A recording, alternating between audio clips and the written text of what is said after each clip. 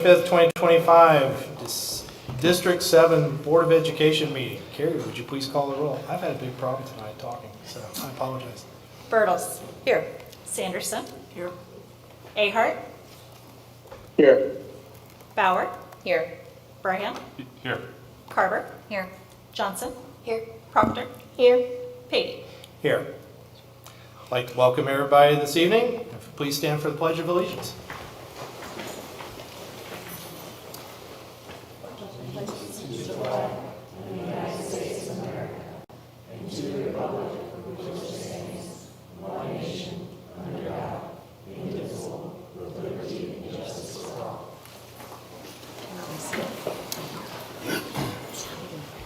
I will entertain a motion to approve the August 25th agenda as it has been amended this evening. May I have a motion?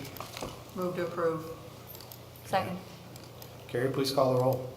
Sanderson. Yes. Carver. Yes. Bertles. Yes. Ahart. Yes. Brahan. Yes. Bauer. Yes. Patey. Yes. Okay. I will entertain a motion to approve the minutes of the board's executive closed session, executive closed special session meeting held on July 28, 2025. Do I have a motion? So moved. May I have a second? Second. Carrie, please call the roll. Bertles. Yes. Carver. Yes. Sanderson. Yes. Ahart. Yes. Brahan. Yes. Bauer. Yes. Patey. Yes. I'll entertain a motion to approve the minutes of the board's executive closed special session meeting held on August 18th, 2025. Do I have a motion? So moved. May I have a second? Second. Carrie, please call the roll.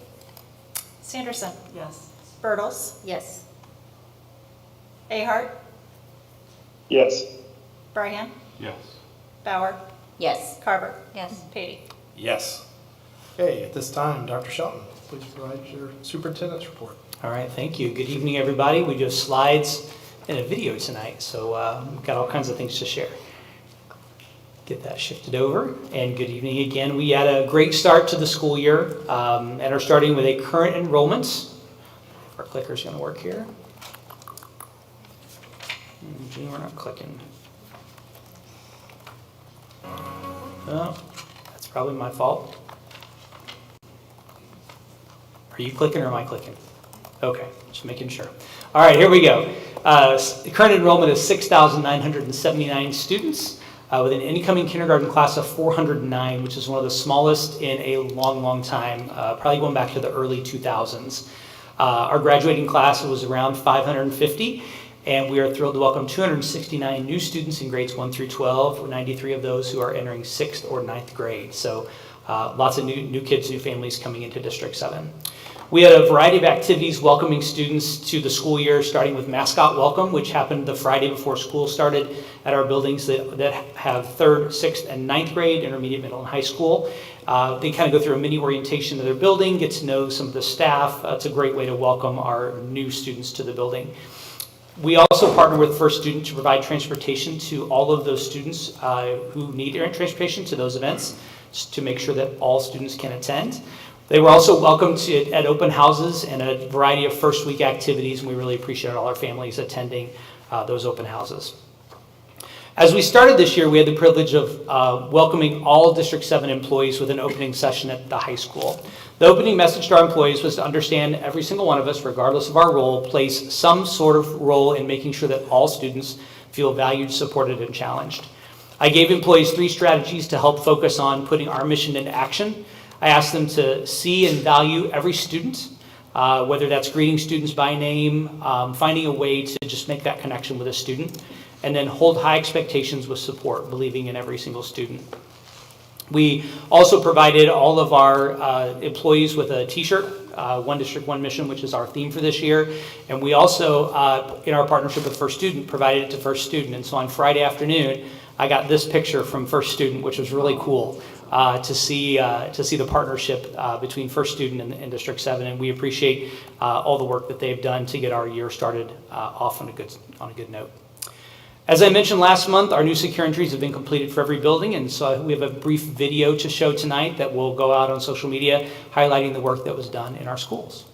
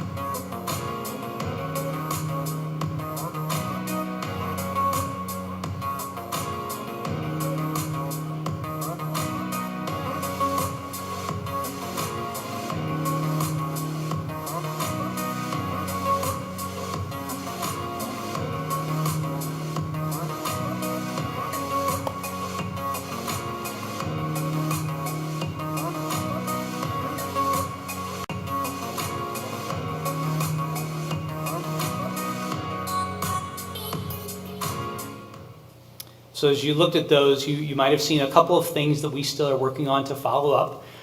One of those things, sorry Gene, that was me. If you want to go to the next slide, there we go.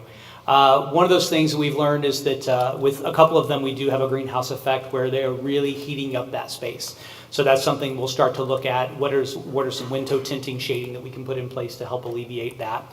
You may have seen different styles of furniture depending on the secure entry. So we're looking at furniture. What do our SSOs need just to make sure that they have everything they need in that secure entry?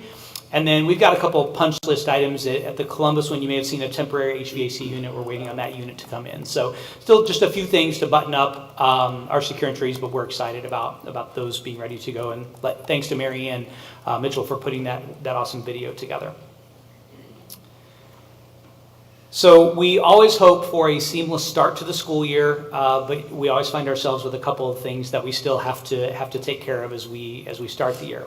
So we are still working with First Student on alternate stop requests. We had a number of those stop requests come in right before the Friday before school started, 85 that were submitted on that Friday, and obviously those all are worked through manually in a manual process. Everything from determining the stop to the communication that goes with it. So that is still in process. We still have a goal with First Student of getting that done within 5 business days, but as the volume of that obviously determines how well we can do that. We're also continuing to look at refining and reviewing our transportation routes, especially as we start to get a good idea of what our ridership looks like. Those routes always get a little bit tweaked, and so we're continuing to work with them on that. One of the areas that did not get addressed in the new Woodland pickup drop-off is the access from the shared use path. And what that did is it provided our Woodland friends here tonight that they'll be talking, it provided access to a lot of neighborhoods to Woodland, but no way to get from the shared use path actually to Woodland. In the design of Lincoln and Woodland, the access has always been from the corner of Schwartz and 157, and they've been able to go down, but if you're coming from the south side, there's zero access. So we've been working with, we'll continue to work with our friends at Oates. There are a couple grant opportunities out there that we might be able to pursue that wouldn't cost the district any money to create a new shared use path that would just continue up to Woodland and get students and families up to the front door. So stay tuned on that. We're also finishing up a few punch list items from summer construction. Holland and SM Wilson were wonderful in addressing things at the last minute and helping us get the year started.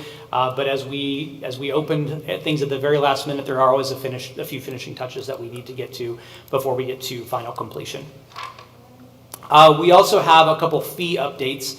If you are a District 7 parent, you got a notification today. Registration fees were posted to the PowerSchool parent portal and communicated. And in that communication, they were labeled as instructional technology fees, which aligned with the information that was in registration. But in the handbook, we called it instructional materials fees. So just so you know, instructional technology, instructional materials are the same fee. Next year, we are shifting to just call it an instructional technology fee. Also wanted to highlight that when the board adopted the handbook in June, the handbook had a price in middle school PE uniforms that was $18.75, and the recommendation had been made to change it from $18 to $20, and so that $20 was missed, and all other communication that happened from the district and from middle school administrators indicated the correct price. So we want to apologize for that mix-up in communication. During the school year, we have a variety of times when middle school students are being transported to the high school complex for practice or games and then have to go back to the middle school to get their activity bus, or vice versa. A high school team practicing in a middle school gym have to go back to the high school, which just limits the practice time that they have available. So we worked with First Student, and starting this year with parent permission, high school students will be able to ride the middle school activity bus if that's where their practice is, and middle school students can ride the high school activity bus home if that's where their practice is, again with parent permission. So as an example, if Liberty or Lincoln has a team practicing at the sports complex, they can jump on a high school bus because they serve the whole district. If a high school student is practicing at Liberty, but they are a Lincoln student, they'll have to go back to the high school to pick up the activity bus. But if they're a Liberty student, they can jump on the Liberty activity bus. That makes sense. Not as clear cut as we'd like, but again, that'll be with parent permission. And then finally, want to remind everybody of the Centennial Open House held this Sunday, August the 31st at 2 p.m. at Lincoln Middle School. We'll have a brief ribbon cutting ceremony that'll commemorate the grand opening of what was Edwardsville High School on August the 31st, 1925, and then open the new officially Lincoln Middle School, even though we've had kids in it this past week or two.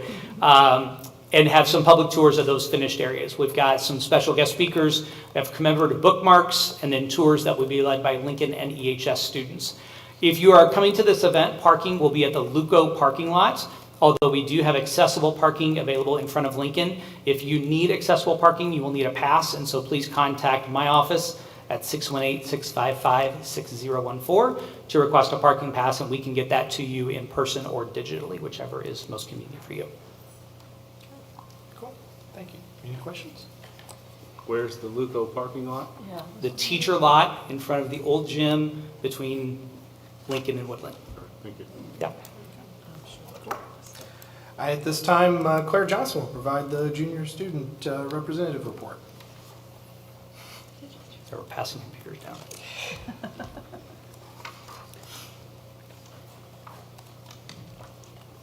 Okay. Good afternoon, not afternoon, evening now. Thank you to all the District 7 elementary families who helped to make our open houses a success. Though we're only about 4 days into the school year, students and teachers are back with enthusiasm and school spirit, ready to make this year one for the history books. LeClaire Elementary has partnered with Pet Partners St. Louis to bring a therapy dog to school a few times per month. Therapy dogs in schools have been proven to help increase school attendance, gain confidence, and decrease learner anxiety. The first visit with Jupiter the therapy dog will be on Monday, September 8th. Midway Elementary is having a mom sale. Orders and money must be turned in by Wednesday, September 3rd. And Cassins is also having a mom sale, and orders are due by Friday, September 5th. On September 26th at 6 p.m., Cassins Elementary will be hosting Cougar Kickoff and PTO Movie Night under the stars on the soccer field. Bring your blankets and launchers. Columbus students started off the year with Jaguar Jumpstart Day. The students rotated through stations covering everything from hallways to bathrooms and lunch recess and arrival and dismissal. Jaguars are ready to rise together and take on another fantastic school year. On Thursday, September 12th, all Woodland families are invited to the Bobcat Block Party. It'll be a fun-filled evening of games, music, and community connection. Stay tuned for more details coming home with students soon. On Thursday, August 28th, help support Liberty Middle School at a Dine to Donate at Panda Express from 10 a.m. to 9:30 p.m. Upcoming district events. On Sunday, August 31st, Lincoln Middle School will be hosting its grand opening and celebration of its history, as you saw up there. Join District 7 community from 2 to 4 p.m. to commemorate the building's 100-year legacy. On Saturday, September 20th, come out and chalk this way at Schoen Park from 9 a.m. to 2 p.m.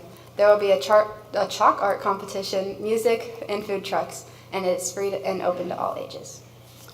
Finally, beginning on Friday, August 29th, District 7 staff, students, and families are invited to receive 50% off at the Edwardsville Dairy Queen on the last Friday of each month. Students should wear their ID, or not wear their ID, show their ID, and elementary students can name their school and teacher. And that is all I have. Thank you. At this time, Josie Proctor will provide the senior student representative report. Thank you. We are already on week 2 of school, which is really crazy to me. And activities are already kicking into high gear, which is why you may have to see me leave a little bit early tonight because I have my first calculus test tomorrow. This Friday, we have Senior Sunrise held in the main lot of EHS. This event allows seniors to watch the sunrise on their senior year and take pictures with friends. Student Council will be providing donuts and a photo op for those interested. Gates open at 5:45 a.m. and we also recommend to all seniors that have made or are making senior jeans to wear them this Friday. I am so excited to say that we have our first home game of the year coming up this Friday against Glenwood. The theme will be blackout, so make sure to dress accordingly. This Tuesday, we have our first ever girls flag football game, and we want it to be a pack the house event to support these girls. This year, students have the opportunity to travel to Spain with Senora Brown. If you are interested in more information about this trip, there's an enrollment meeting being held on September 4th at 7 p.m. in the EHS auditorium. The senior panoramic photo will be held on September 2nd at 9:30 a.m. for all of those interested. You can either prepay or pay whenever you pick one up at lunch on September 3rd. I wanted to include a little shout out to a club that was just started at EHS by Sid Girarda. It is the Mind Matters or M&M Club. They attract over 100 members at Tiger Welcome. This club aims to create a safe, supportive space where students can learn all about the mind.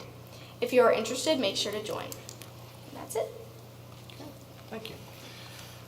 At this time, does any board member have a report to? No? Okay.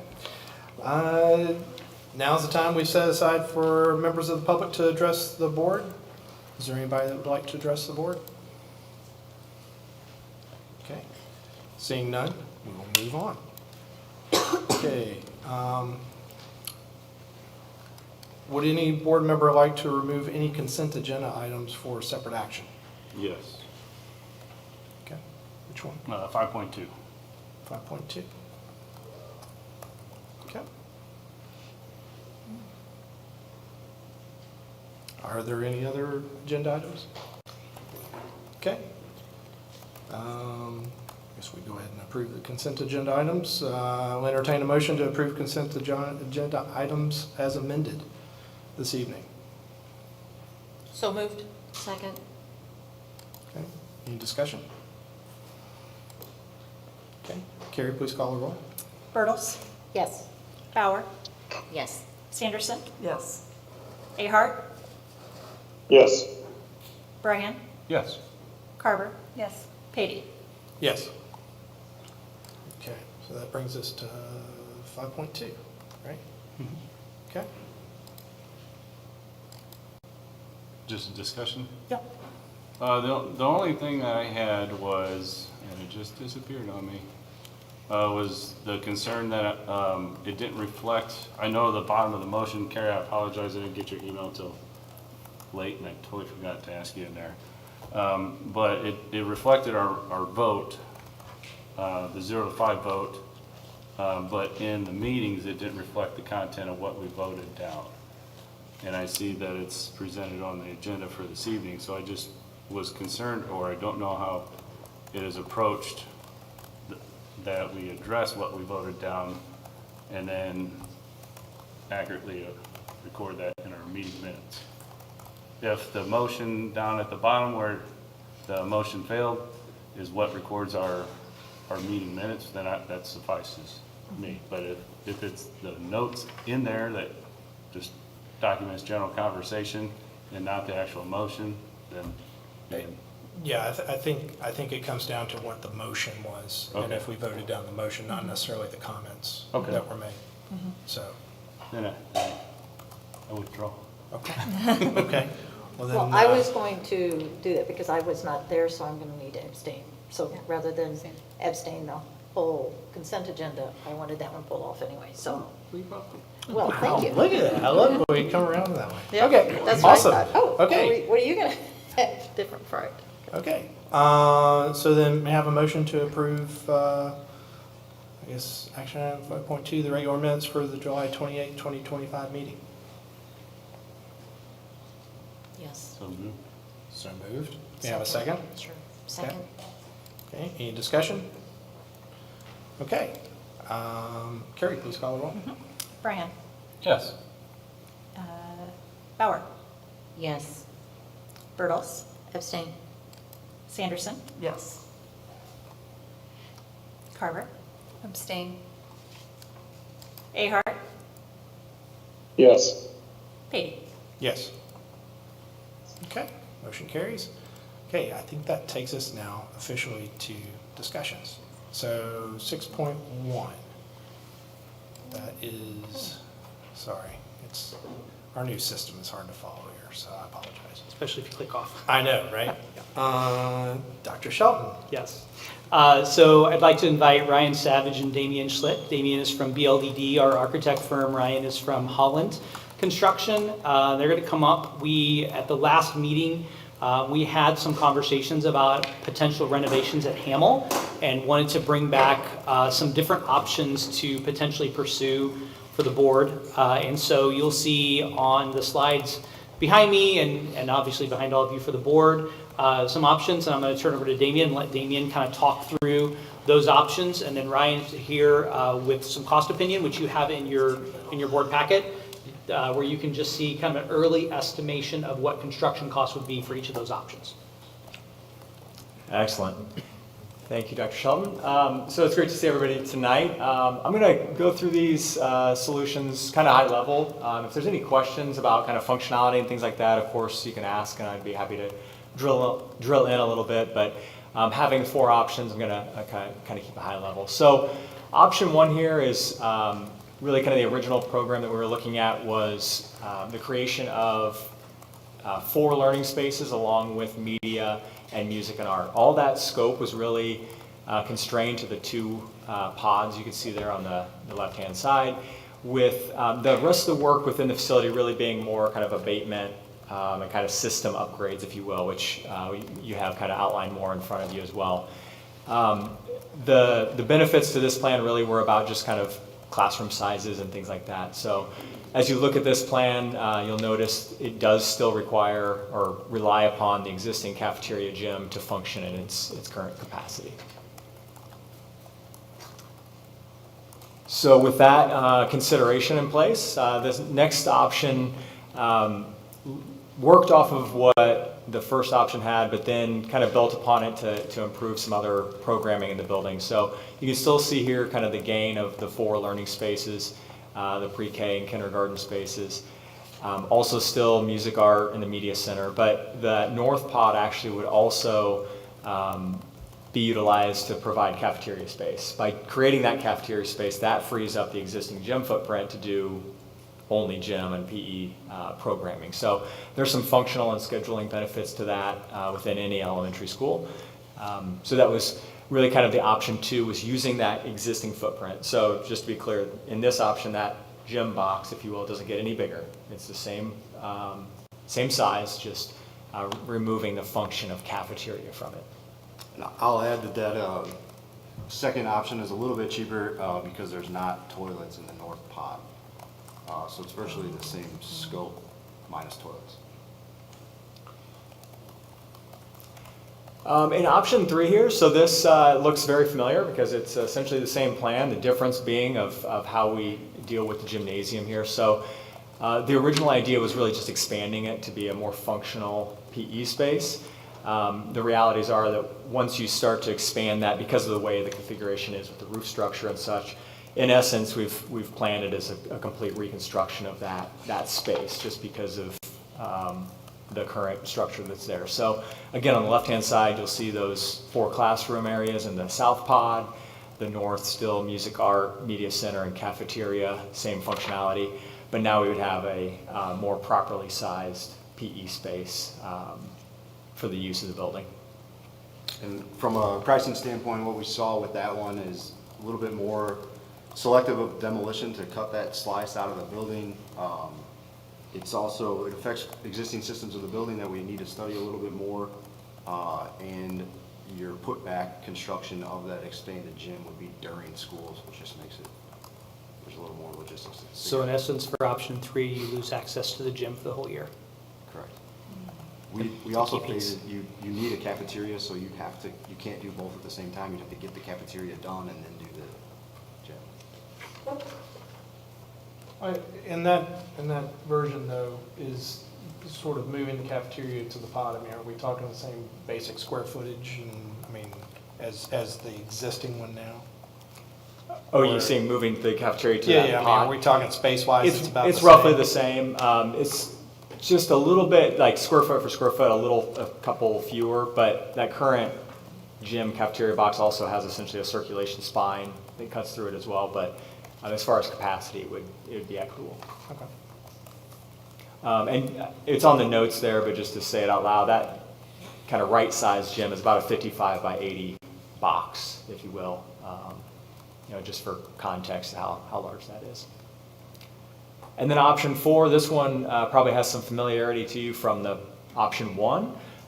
Really kind of the roots of it are based out of that with the more right-sized, if you will, classroom spaces, the media center.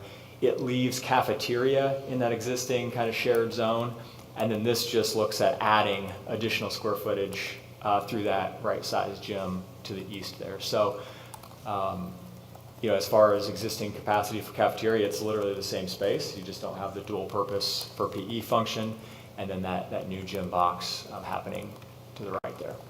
And the cost savings related to option 3 versus 4 is just you could do all of this construction, you could start it all at the same time. And then you'd be finishing some of the pod work, obviously, for school to start while we're still building the gym, instead of waiting for one to get done to start the other. Yeah, not giving up anything to produce something.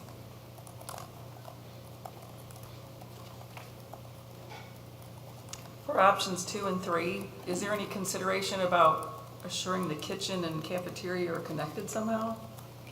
Yeah, so a lot of that function actually happens off the hall to the south of the kitchen. So really it'd be a matter of just how that queue works and then going down the corridor. As we were looking at this, one of the downsides of the north pod is it doesn't currently have restrooms in it, and the south one does. So you really want your classroom space in that south pod, but the cafeteria really wants to be there. That's where it makes sense. Yeah. But then you take up your restrooms, and then you have to put restrooms in the north pod. You can do either one. You could move it to the south pod very easily, but you would be walking through the cafeteria to get to restrooms and classrooms. Yeah, for younger kids, it's not good. And you'll notice we did try to restrain kind of the reconfigurations to those pods. If you wanted to perfect the plan, some back of house upgrades to the kitchen zone could make that a little bit more connected, as you mentioned, but we were trying to be strategic in where we touched the building. Now, a couple of years ago, I guess right after the bond got approved and we were kind of going through design ideas for Hamel and all that kind of stuff. I mean, there were a bunch of conceptual stuff that were thrown out there. How does this compare to that? I can't remember a lot of that. I just know we went through a lot of that discussion a couple of years ago. Yeah, the conceptual in 23, and Damien wasn't involved in that, so I'll make sure everybody knows. Yeah. And I'm trying to put you on the spot or anything. He has no idea. Really didn't use the pods at all. So essentially, it was rebuilding the pod space on the other side of the building with a gymnasium, a front entry, and then just taking the pods down. Part of that was there's a lot of asbestos and abatement that needs to happen in those pods. And so trying to phase that out with any type of new construction, as Ryan said, when you start to mess within the building and you've got kids in the building, it just delays the process. So a lot of what we encountered was about a 3.5-year construction process for not a lot of square footage that was taking the cost way high.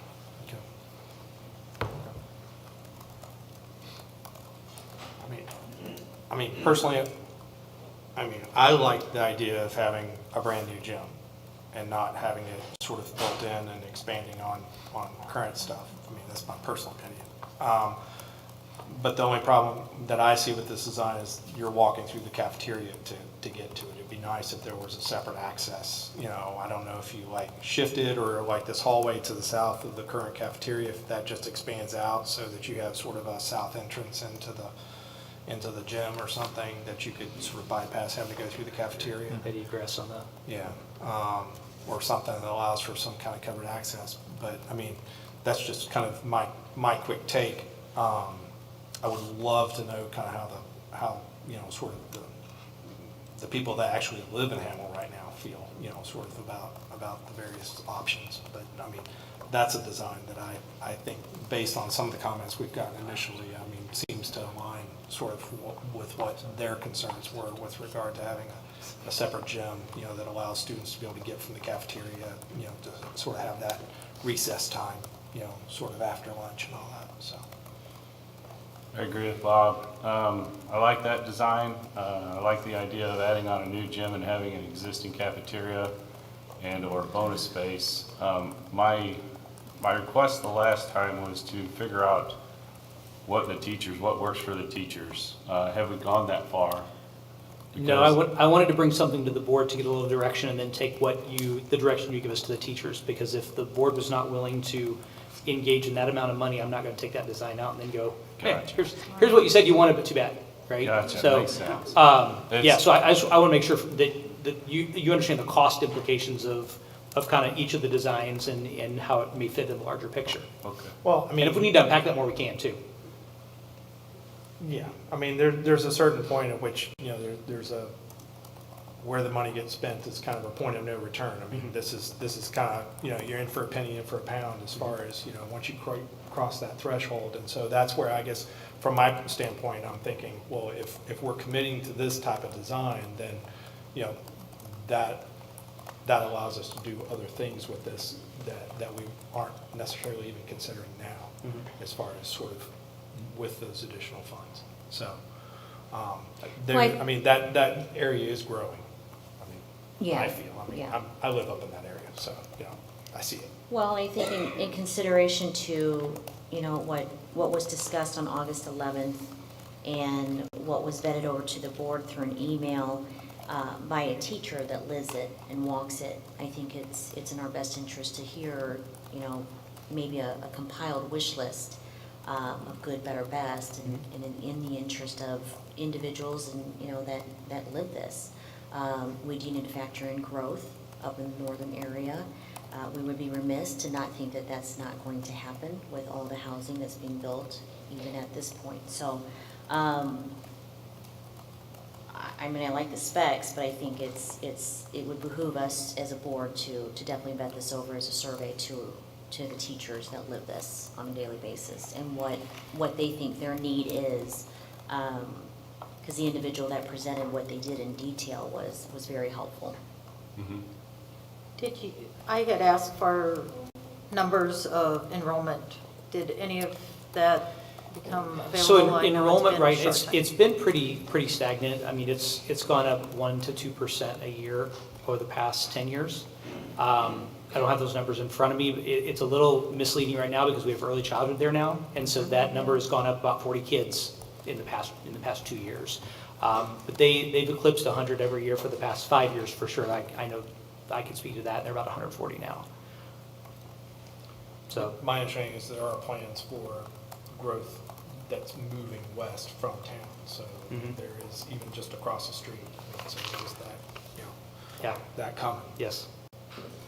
So, okay. So what would you like from the board as of tonight? A direction on 1 through 4? I need a priority list of 1 through 4, and then what I'm hearing is let's get some information from teachers and take that 1 through 4 priority list to them and say, does 1 meet your needs? If not, why? And then we work with BLDD and Holland to bring something back, ideally to the September work session, and kind of continue to refine as I think where we're going. I think ensure that staff members are included in the survey because, like, for instance, if the cafeteria is moving, then anyone who is working Sure. in that space Absolutely. needs to be considered. Yeah. I greatly appreciate the effort you guys put in. I'm satisfied with 1 through 4. I think it allows expansions. I'm just concerned with classroom location and how that all flows, but I will leave that up to the subject matter experts of the teachers and staff. So, Since the kitchen is in the middle of the building and it's kind of landlocked in there, Sorry. I guess, how many students can make it grow that the kitchen would not be able to satisfy the, It's good, that's a really good Enrollment. question. That is a good question. and not that there's, I mean, you can expand it a little bit, I guess, but. And I guess maybe that potentially gets fixed with the placement of the gym. You know, I mean, if there's a way to do it in such a way, maybe move the gym further south so that if the cafeteria needs to be expanded or something, I don't know. I'm not trying to do your job, I just, We can also, as I'm listening. we can also look at existing cafeteria capacity and just, you know, right now, I think they are in phases of grade levels for lunch. They don't all go at one time, so just what is the capacity of that space? And it might be compared to different schools. I mean, you Sure. know, it's not like you have to create this one, but you might know what other schools' enrollment is Yeah. or cafeteria needs are compared to sizes. Yeah, And I guess they could really expand into that toilet area on the north that goes into those or goes onto that main entry.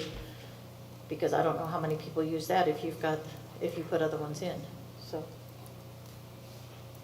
I guess one question too is on like the first design, for instance, does the renovated gym still, is it still kind of a thoroughfare on that kind of interior side as was mentioned to us in you're talking about option one, well, any 1, 2, or 3? option 2.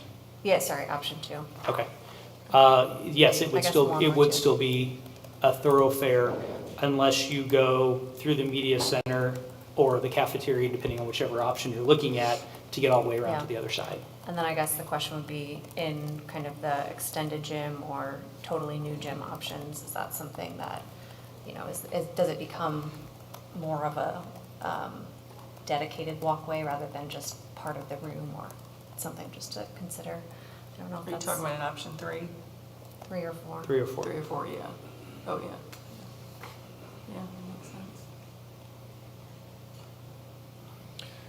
It just seems like that if we're serious about option 3 or 4, that opens up other options as Mhm. well. Mhm. Because once we cross that threshold, we're kind of committed to doing more. So, I don't follow you. the other projects that are on the list are of a value potentially that it's, you have 3 options, Hamel or a couple of the other locations in the district because of the dollar amount that it would take to do any of those 3 Yeah. sufficiently. You can't do a portion of one and a portion of another and a portion of another. You're committed to one of those 3 options depending on the value that you choose for Hamel. So you cross that threshold with Yeah. Hamel, then you're kind of committing yourself to. Yeah, remember, we have a placeholder of 3 million that's in the original bond for Hamel. So obviously, all of these are over that, some more than others. We have about $1 million, I'm going to call it, in soft costs for option 1 and 2, and obviously that goes up in 3 and 4. So that would be architect engineering fees, FF&E, that would be abatement is included in that soft cost. So somewhere between 1 and 1.6, depending on the project, to add to that construction cost. So we can, when we come back in September, we can kind of do a cost analysis of if this is what you've got left, and this is what you could accomplish, or the choices you could accomplish with that. Since this was listed on the bond projects, can we do like what was proposed and use health, life, safety in lieu of bond money to do? For the abatement? Yes. Mhm, you could. Okay, so that would help. As long as it some was bu- listed in the survey, yes. Okay. And we did get an estimate on abatement, and Ryan, was it high 300 to 400? I don't remember. It was somewhere in that neighborhood, Yeah. depending on what the phasing looked like and how many days they needed. Perfect. I'd like to hear back from the schools that presented all 3 of these and see which ones work best. Obviously without the costs associated with them, but Sure. and functionality wise, but to the architects, my only last question to you would be the configuration of the rooms that you have on here. Are they structurally bound to a certain degree, meaning do we have a load-bearing wall that we cannot move? Or is it pretty flexible within there? So if we needed to rearrange classroom sizes? Yeah, that center octagon is the only load-bearing portion. It Okay. essentially bears from there to the outside walls. But all the spokes are All the spokes are, non-load-bearing? yeah. Okay. Right. Okay.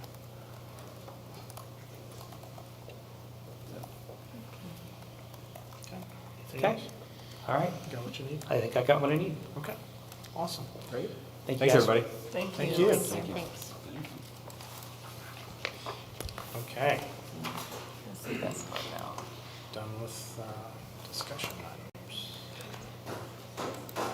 Sorry, gotta get to the next section here. Okay. Presentations. This time I would like to introduce Dr. Andy Williams, principal of Woodland Elementary School, and Miss Allie Hiller, assistant principal of Woodland Elementary School. They, along with the members of the Woodland School Improvement Team, will present their school improvement plan for the 2025-2026 school year. Okay, I can't do it all. We gotta have a click.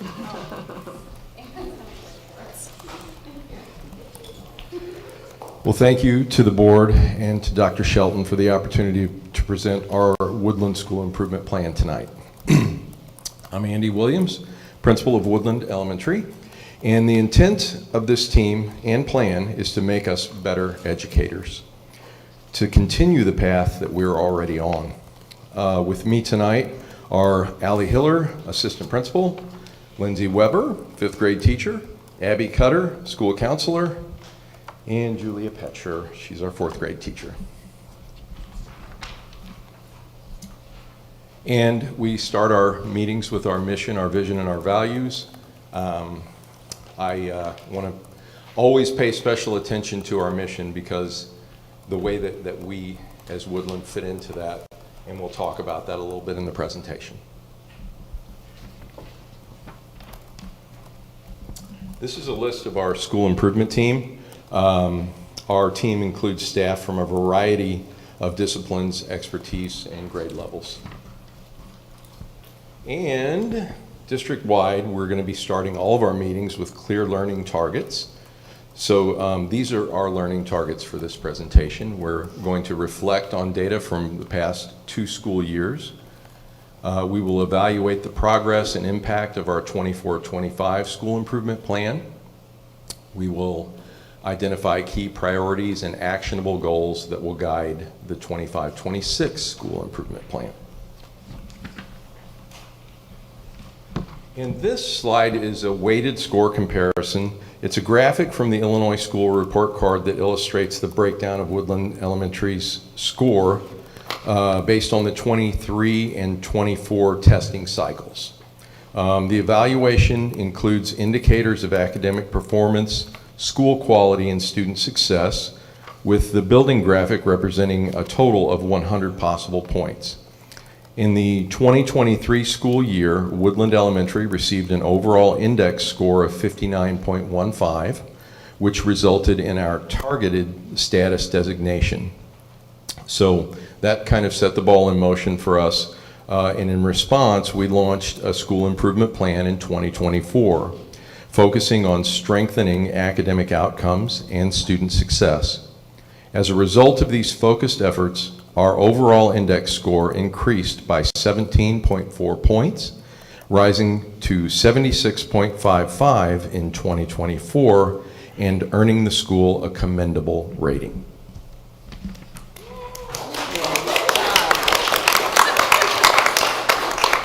It's these folks behind me. Also, we wanted to call your attention to the 5 Essentials report. The 5 Essentials is a research-based tool that gathers feedback from students, from teachers, and from parents to assess key factors that impact school success. It measures 5 separate areas: effective leaders, collaborative teachers, involved families, supportive environment, and ambitious instruction. So these 2 charts show results from the 5 Essentials released in 24 and 25. One on the right. Information gathered in 23 and reported in 24, gathered in 24 and reported in 25. The highlight of the changes are key areas of school climate. In 2023, the school had a very weak rating in effective leaders and collaborative teachers, and neutral ratings in supportive environment and involved families. By 2024, all areas had improved. Leadership and teacher collaboration moved up to neutral, and involved families improved significantly to strong. Overall, the school made clear progress across all 5 essentials areas, showing a more positive and supportive school climate in 24-25.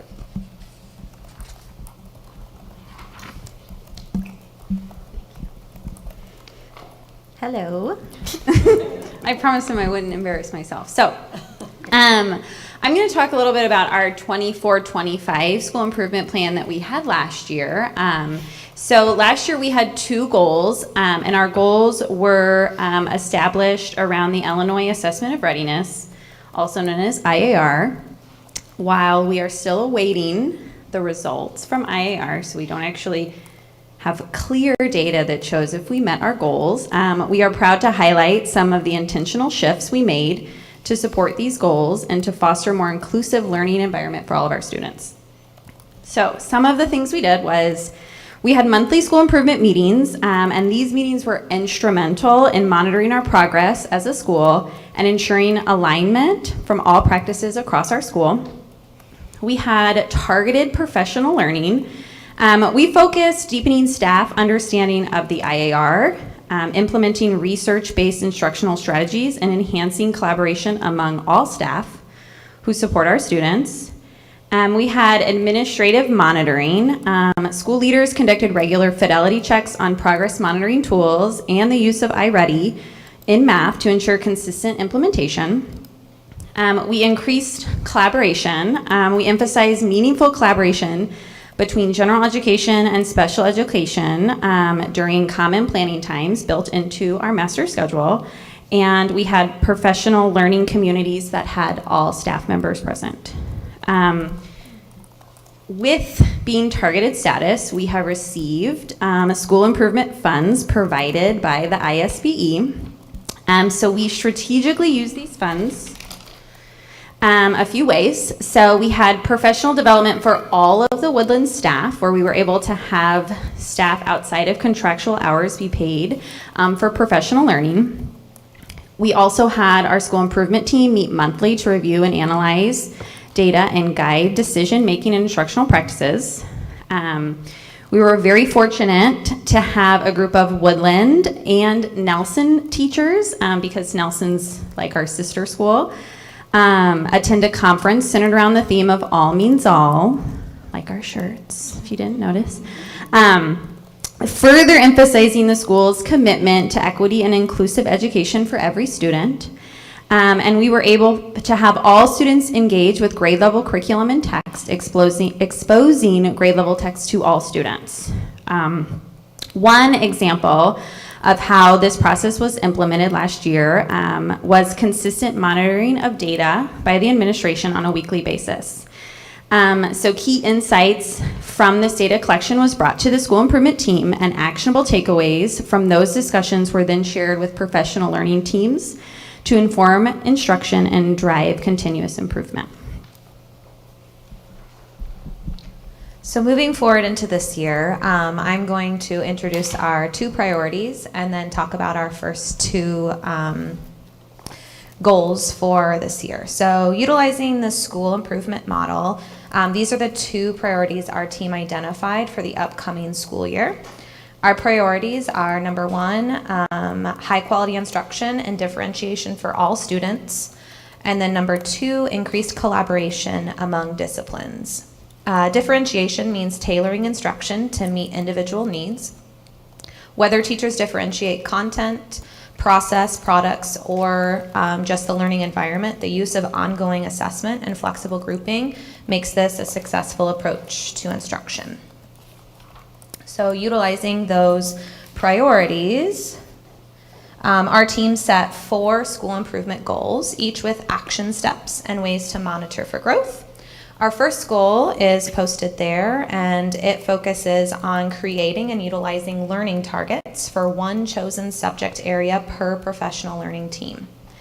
Identified action steps to meet our priorities include increased professional learning around learning targets and learning progressions, followed by focused collaboration among professional learning teams and the implementation of learning targets with students during instruction. So for example, I am one of 8 members of my 5th grade professional learning team. Last year, one of our goal areas was related to ELA scores, as Mrs. Hiller mentioned. And so during our professional learning time, we focused some of our efforts on reviewing and prioritizing essential standards from the 22 Common Core State Standards in Language Arts for 5th grade. Identifying essential learning standards is the first step in allowing us to now be able to break down the standards into specific learning targets so that students will know what they are learning, why they are learning it, and how they are going to know that they have learned it. To monitor these steps, leadership will do fidelity checks. Also, administration and members of the SIP team will conduct learning walks. Learning walks are brief, structured classroom observations used to gather data on instructional practices being used and student learning within the classroom.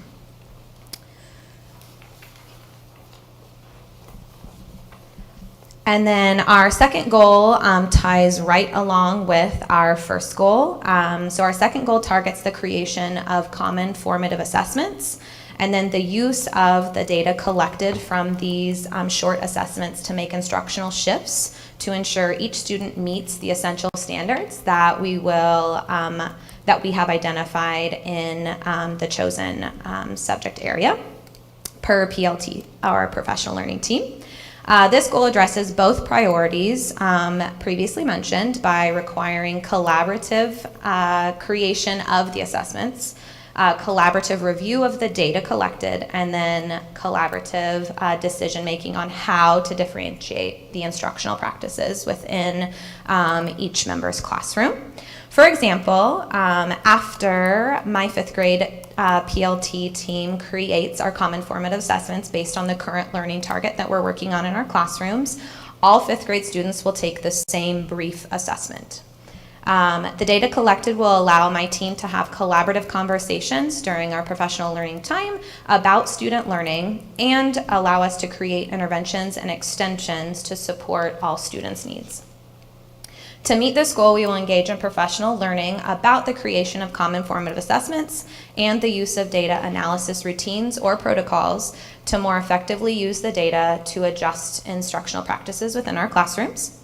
Our professional learning teams will utilize meeting agendas to guide their meetings, and within those meeting agendas, document the creation and use of the common formative assessments, the results of those assessments, and any adjustments to instructional practices or instruction within the classroom based on those assessment results. All right. So I'm going to be talking about our third goal, which focuses on strengthening our behavior logging system through PowerSchool SIS. We did not have a behavior goal included in our school improvement plan last year, but we did have a school-wide behavior goal through our MTSS, or multi-tiered systems of support team. Last year, our goal was, for 90% of students to get 1 or fewer behavior logs per quarter. We did meet that goal each quarter, but we decided to change it this year to more align with our focuses on our Tier 1 systems. So through the multi-tiered system of support, 85% of our students should be able to benefit and succeed within a Tier 1 framework, with Tier 1 being the universal supports that all students receive at Woodland. Those supports include clear behavior expectations, consistent routines, and proactive classroom management, among lots of other things. Because of this, our goal this year will be that given Tier 1 supports to students and families 85% of Woodland students will receive no behavior logs within each quarter. In addition to those Tier 1 universal supports, we have structured protocols for Tier 2 and Tier 3 supports, which provide additional targeted and intensive interventions for students whose needs are not met through the Tier 1 framework. So our identified action steps to achieve this goal include professional development on our district-wide behavior system, data-driven discussions surrounding behavior logs, and our tracking of the teacher usage of the log system. Our professional development on the logging system will include when and how to log behaviors and how to align those behavior logs with our Woodland expectation pillars that we teach students every day.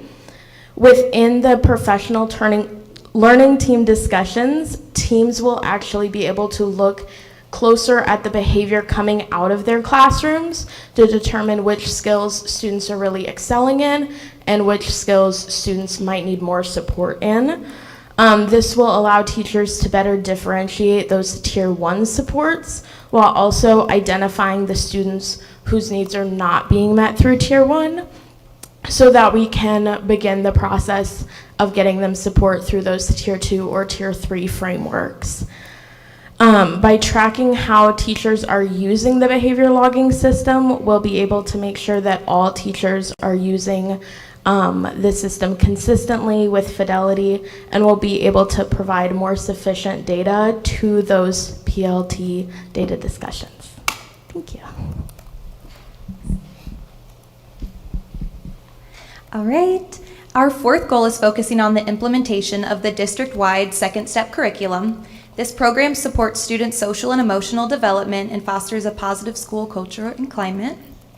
I'm a fourth grade teacher, and in my classroom, I teach this program once a week. This is a time for me to build relationships and connections with the students in my classroom and help them learn about important social and emotional topics. Some of the topics that we cover 3rd through 5th grade include problem solving, growth mindset, goal setting, emotion management, and empathy and kindness. The different identified key activities to achieve this SEL goal involve professional learning on how teachers will successfully implement the program and ensure that 100% of classrooms at Woodland complete all 20 lessons. Woodland staff were presented with information regarding the implementation of the program during our back-to-school training, and administrators will fidelity check the completion of lessons weekly utilizing the Second Step website. So moving forward, our team will continue to meet monthly to assess and monitor progress toward our school improvement goals. Instructional coaches will develop and deliver professional development to all staff members focused on second step curriculum, logging behavioral incidents, setting learning targets, and common formative assessments. PLT weekly discussions will focus on school improvement goals throughout the year. And this is kind of where I go off script a little bit. I know Allie gets really nervous when I do this, so bear with me, but I've been in the school district for, I guess, 28 years now, the vast majority of my career. And if somebody were to tell me at any point during that time that I would be up addressing the board with a t-shirt on, I would have said, you're absolutely crazy and that's not possible. But the significance of this t-shirt, I don't think can be overstated.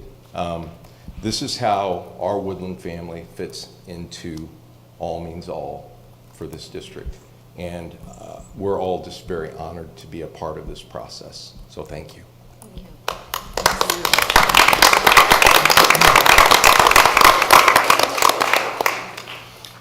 Well, full disclosure. So when you all were having your stakeholder meeting last week and I was going to go to the meeting, scheduling conflict, I showed up right as he was finishing with everything. And so I got to hear all the comments. So it was really, really awesome to hear all the comments about the presentation, not having seen the presentation, and the smiles and everything and feeling the energy. It was awesome. And so now getting to see the presentation, it's pretty obvious why they're excited. I would just like to point out the 5 essentials, because I know people are tired of hearing me talk about 5 essentials and how important I feel it is to the culture of the district. You don't get those kind of changes without everybody working together and without leaders who are listening. Thank you. Appreciate that. Yes. So kudos to you. It's unbelievable, all the great work you've done. The last time you guys talked to us, you said that there were things that you learned that you were shocked by and that were really positive and all that were outside of it. So unintended things. Are you still seeing that? Oh, every day. I would think the shirt is part of that too. Yeah, I mean, every day.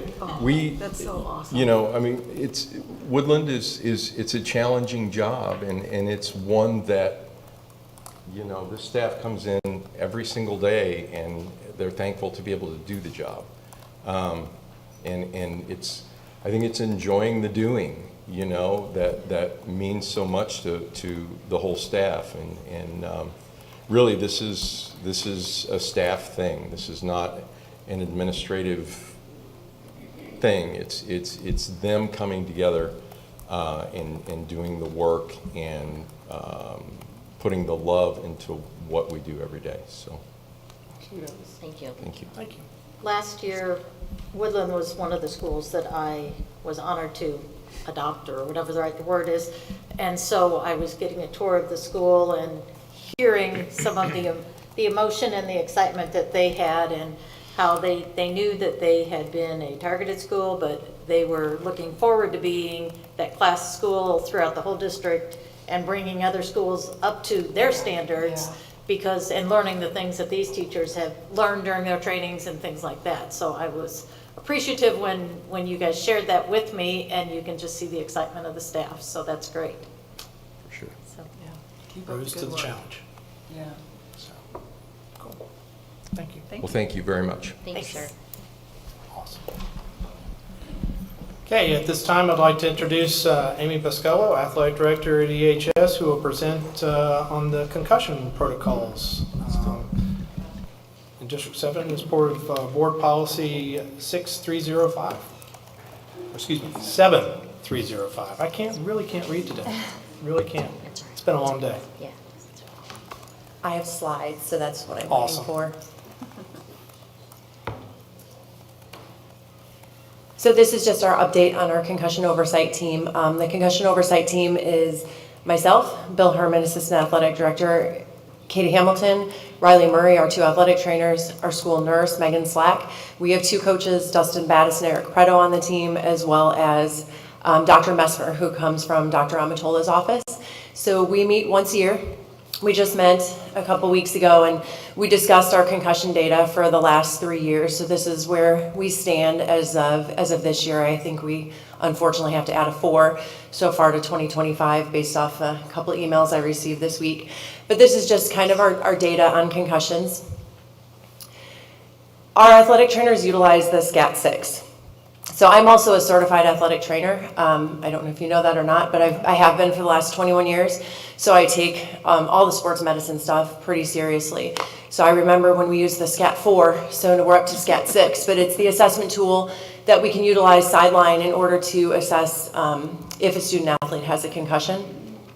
It takes about 15 minutes, I would say, at a minimum. It's a pretty lengthy assessment. We could click to it, but if you guys get the presentation, you can look through it. It's pretty intense, all of the things that have to be asked of the student.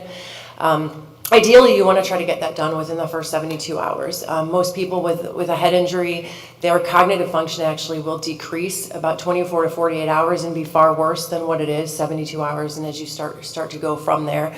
But I could get hit how and not actually have a massive response for another 24 to 48 hours. So that's why it's important to do this pretty quickly.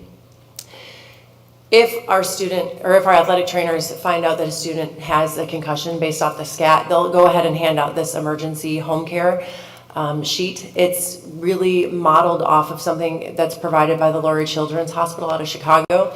And it just says, if this, then that. So if you have these symptoms, call 911.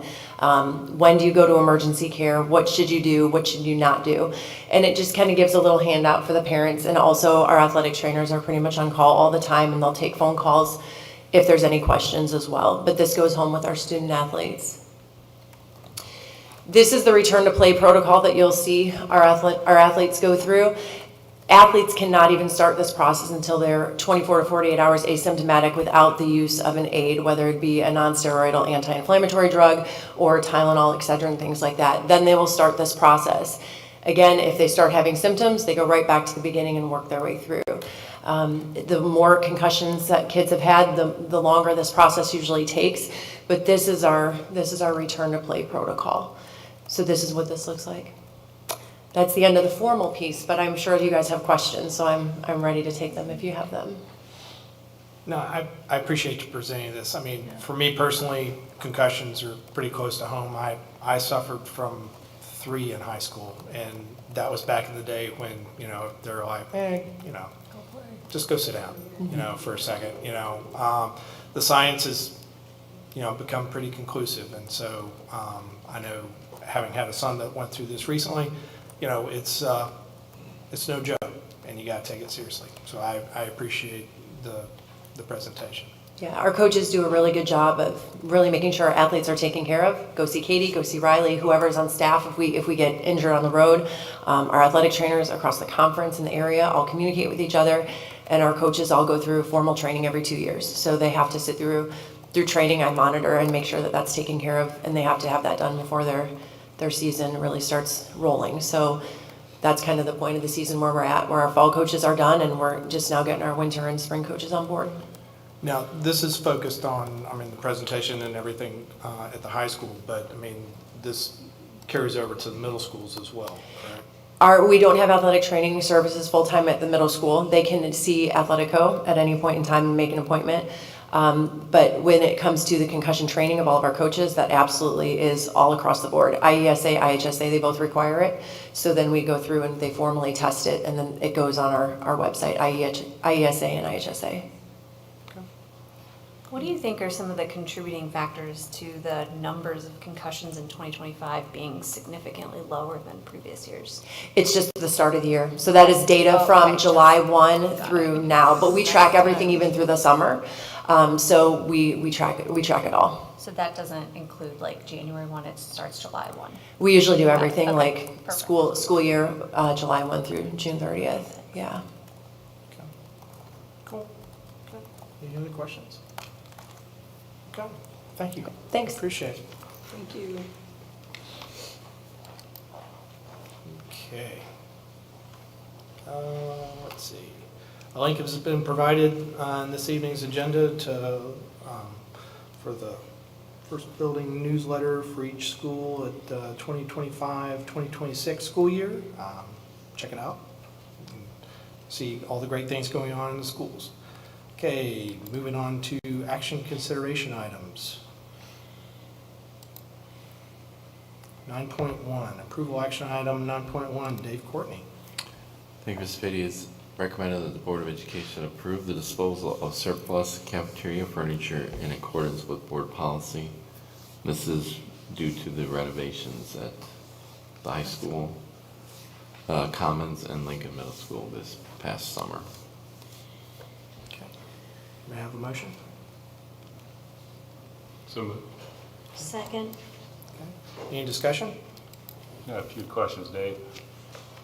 When the districts sell stuff, do they go to a public auction site, or is it mandated through the state? It's mandated to be advertised first, and then you can choose to look at those options, but it has to be disposed of. It has to be advertised for a certain amount of time, and then you can go to those second.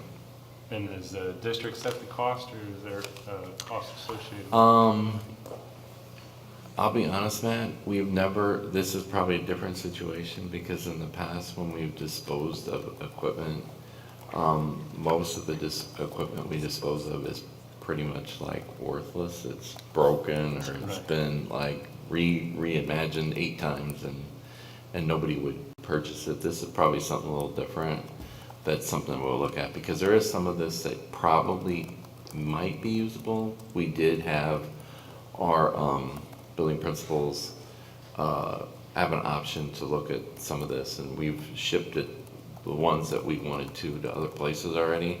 Okay. So this is kind of the stuff that's kind of left. Yeah, I think this would be great for churches, small Right. daycare centers So and stuff like that. if they reach out and we get to the point where there's nobody that's bid on this, and we get a call or a reach out from one of those entities, we can work with those entities after we've gone through this process. And then with the rest of the property that we have on the district, that we're trying to fit in storage, that we need to figure out Right. what is important and Right. what's not. When something is sold, where do the funds go? Do they have to go back to the funds from which the item was purchased, or do they go? Yes, for the most part, when an item is sold, it goes back to either the ed fund or the O&M fund, depending on where the initial purchase occurred from. Okay. On Any this other- equipment, is it all or nothing? I mean, like, No. you buy it per piece or per Yeah, something? if somebody wants to look at it, it's stored, right now it's stored somewhere, and they can, free to come and look at it. Okay. We'll run an advertisement that will identify who they need to contact if they want to come look at it. Any other questions? Okay. Carrie, please call the roll. Brand, Yes. Bauer, Yes. Bertles, Yes. Sanderson, Yes. Ahart, Yes. Carver, Yes. Patey. Yes. Okay, motion carries. Approval of action item 9.2, Dr. Shelton. Thank you. It's recommended that the Board of Education approve the first reading of policy updates as presented and discussed during the board work session earlier this month. May I have a motion? Move for approval? May I have a second? Second. Any discussion? I've got some questions. When we had our first meeting, there was a lot of discussion and things like that. So what we saw tonight was using those comments and those suggestions. We kind of said yes or no if we wanted A or B or whatever. Is that correct? And we Yes. basically focused on what the Press Plus questions were in Mhm. all of these things. Is there, would it make sense for us to go through more the whole policy, top to bottom, rather than just focus on what Press Plus is suggesting or asking or recommending because of the language at the state level or whatever the choices are? So when we do Press Plus 119, that's kind of what we're doing right now internally. So we've done some of that internally with these. We certainly can do a more comprehensive review. I think that was the intention of the work session. These are pretty simple ones. There's not a lot of meat changes to them, but there are some other ones that are coming up that I think are going to be much more discussion worthy. But we can certainly go through them as you wish. On our last discussion, the policy 880, gifts to the district, I believe we voted or talked about removing when the gift involves an incorporation of any message, and that's still listed in there for reading or approval. On number 5? Yes. Yes. And I would want to go back and look, there's a footnote there. Hang on, let me see if I can find it here. I'm on the wrong one.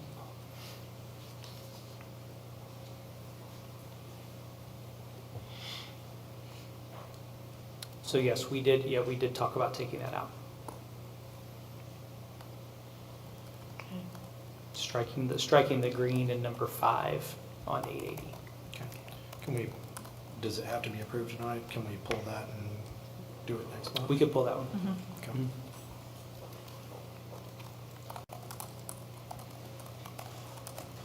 Or do we have to amend the motion?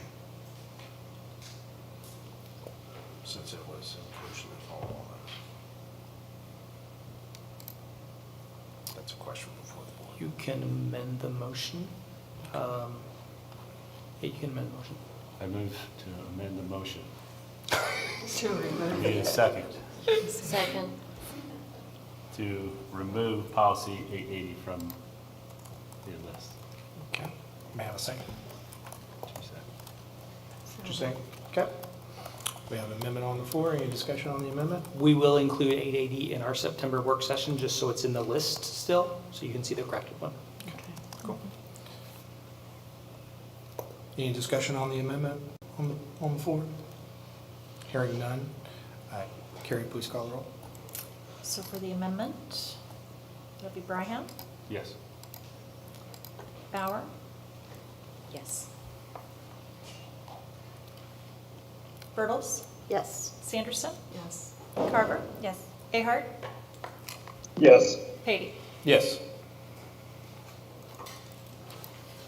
Okay.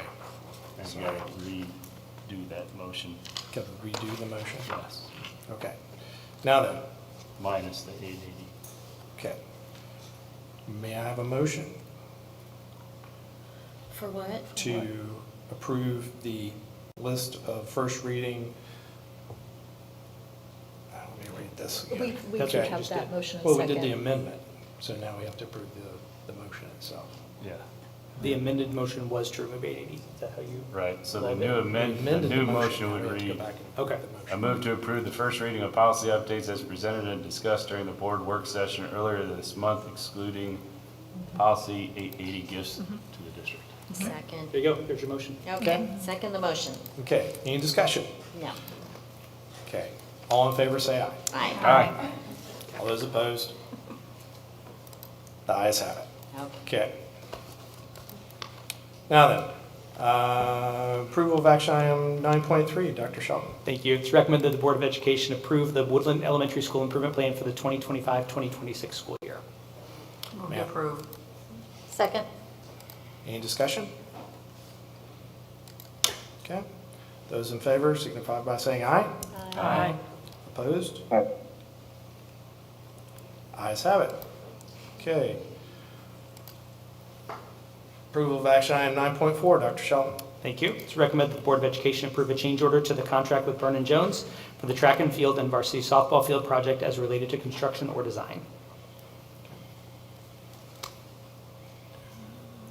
So moved. Second. Okay. Any discussion? So just, as you, I want to go ahead, I want Scott. to get clarity in all this, because like I said, the original scope, it was a $2.3 million bid, and I really didn't see a separation between softball field, track, and now we have all these added costs. How did this get missed? So we have Tom Sissel and Jameson with Vernon Jones. If you guys want to come up, you can just have a seat, pull up a chair, or maybe just Tom for now. It's Tom and Nate. Oh, sorry, Tom and Nate, sorry. I didn't see. Nate Clary. I didn't see James. Yeah. So they are working on the project as a district representative on the civil engineering side. So I think that, Tom, you can probably shed a little bit of light on some of these items that are contained within the request. Okay, well, let me reshape what I was saying. When the original bid package was developed, then there were options. These things weren't voted in. So why are we addressing them now? This should have been a discussion before we even voted on the original proposal. I thought I'd start with kind of our role in the process so that we understand kind of how we got started, and then we can cover every one of these one by one if we'd like. But this project was procured through a co-op with Vernon Jones scope of work as a list of documents. And our role as Oates Associates, the civil engineering firm that's done fields, was to develop permit drawings that reflected Vernon Jones's bid to get IEPA and city permits as to build their project. And we're serving as the district's advisor during construction and and here to answer any questions to kind of go through, if you'd like, recommendations on these from an engineering standpoint. So I thought maybe starting with kind of who we are and how we got going could help frame the questions that you guys may have. I have a lot. But I will let the board entertain before I get started. Yeah, we're here to answer any questions. Well, Scott, was your question answered? I'm going to go back. No, it wasn't. Okay. So I'm going to go back to what I originally stated. The time to talk about these line items is before you start the work. You know, now we're into this project and we're coming up with all these addendums. This is how we get into all these problems every time we have a project in this district.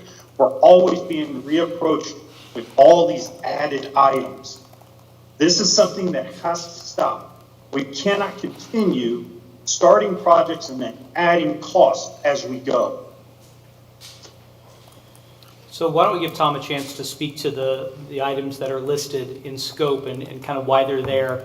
And Tom, feel free to offer, could these have been addressed prior to the awarding of the bid? And Nate may jump in, feel free to jump in if I miss anything, because Nate's been involved with the whole process all along as well.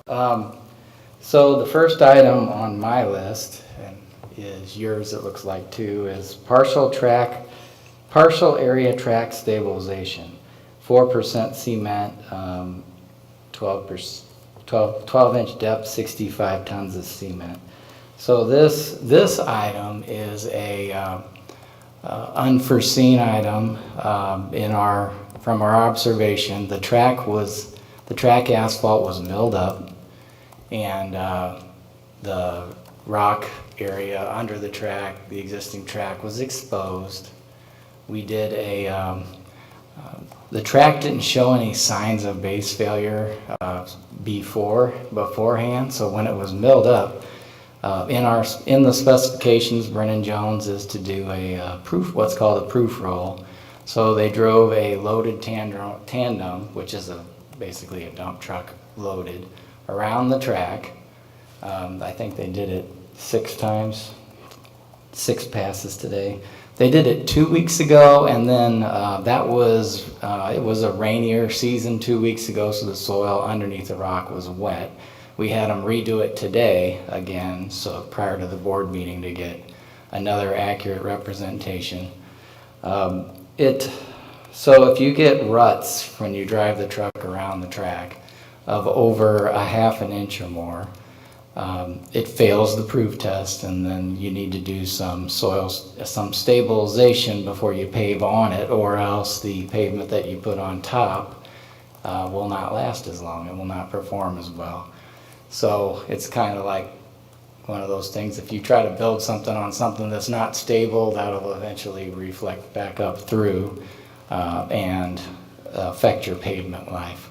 So half the track failed the proof roll, and it's our recommendation based on the observations confirmed again today that Nate witnessed, that the partial area track stabilization on this list of $33,900 is recommended to as good insurance, I'll call it, to make sure that pavement's going to last a very long time. That's item 1. So are there any questions about that item? Yes. Yeah. Go ahead, Scott. Go ahead, Matt. All right, so you're with Oates? Yes. Is there anyone was it Brennan Jones here? I don't represent them, and they're not here apparently. Gotcha. So what would your title be? What does your company do? Civil engineering. Have you guys put in tracks before? Yes. And how many of those tracks require soil stabilization? Under the track itself, a rehab? Yes. None. None that I worked on required. None of the rehabs did. They required pavement. When I do a rehab, a lot of times we dig up the rock and we put more rock underneath of it. Okay. This process was a little bit different than the ones I've done where the entire pavement surface was milled off. So we got right down to the base and Brennan Jones is doing an entire new pavement track. Most of the track rehabs I've done were milled where they didn't mill all the way down to the base. Okay, so do you do roads? Yes. In the event that you tear up a road, is soil stabilization required for a road similar to this project? Tear it all the way down to the dirt? If you go all the way down to the dirt, probably more times than not, yes. Okay, so it is foreseen in my eyes that this was probably going to be needed. And if you go on Brennan Jones' website, they tell you that 80% of the failures of track and fields results from the lack of soil stabilization. So were any contracts or any contingencies recommended to the board or to the superintendent or the planning committee to set aside money for soil stabilization? Underneath the track, no. Underneath the turf that's inside the track, yes. Okay, but we did not set aside contingencies. We had an alternate bid for the soil stabilization underneath the turf that was not approved. Okay. Those were listed as add alternates in the original proposal. Right, but the idea was there, so we knew that it was there. Vernon Jones also on their website recommends that anywhere from $50,000 to $100,000 be set aside for soil stabilizations because it does affect the warranty of the product that they put down. For example, if we do partial soil stabilization, will this include our warranty, our full warranty? Yes, because Brennan Jones is recommending that the track that passed the proof roll meets their standard for constructability. So the part that failed the proof roll, if we don't do the lime stabilization underneath, or the cement stabilization, sorry, underneath that, it would not meet the warranty, in my opinion. But the other half that did pass, it would, you know, they're honoring the warranty if you just do the part that failed the proof roll. Gotcha. So, and I know we're dealing with just the track, but the same concept still applies to the softball field. And I think what Scott's getting to is that this contract came before the board with a dollar amount, and the board agreed to this dollar amount, and not knowing that recommendations for soil stabilization were made and ignored. And the fact that contingencies were not put on the contract. And all this does is back this board into a room, into a corner, with a difficult decision to make, and puts them over a table expecting us to solve the issue that was created by someone on the planning committee, whether that be your company, by Brennan Jones, by superintendent, or by anybody else on the committee. And us board members up here are sitting here trying to decide who gets what kid gets a present for Christmas and what doesn't. And it's unfair to us.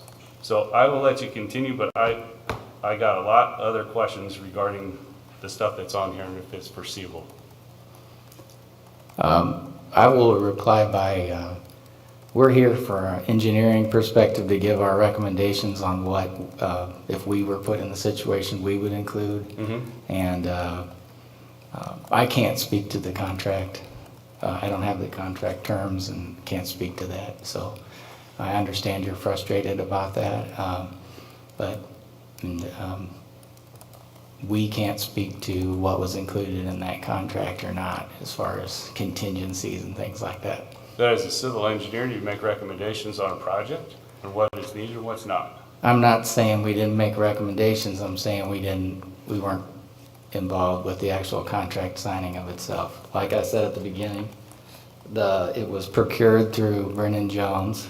It was through a co-op, and our role was to develop permit plans that reflected their bid so that we could get permits from the EPA and from the city of Edwardsville and be the district's representative during construction. And that's what I'm here to do today, is talk about what, you know, if I was reviewing the conditions in the field, how I would address them.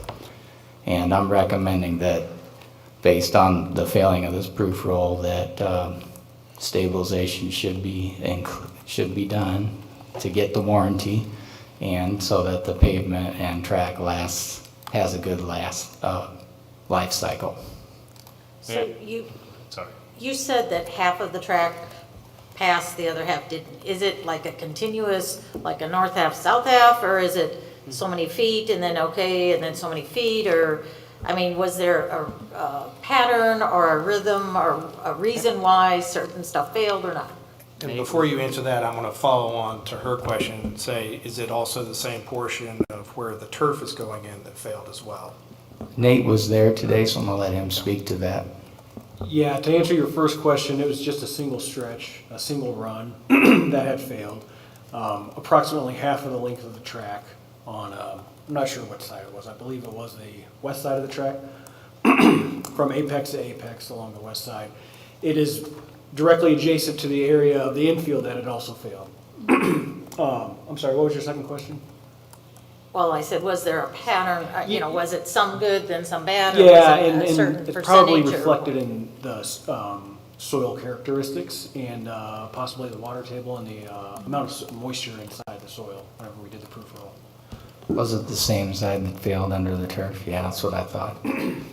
So the soil changes on that, I think you said the west side. It's the side opposite of the home bleachers. The soil's darker, it's more topsoil over there than closer to the bleachers. And the turf part was about a third of the field. But there was stabilization done to the section of turf. Correct. Okay. Correct. We did do that. What did you ask, Bob? I'm sorry. So, month and a half ago, I guess, July, he authorized that a portion of the stabilization to be fixed. Oh.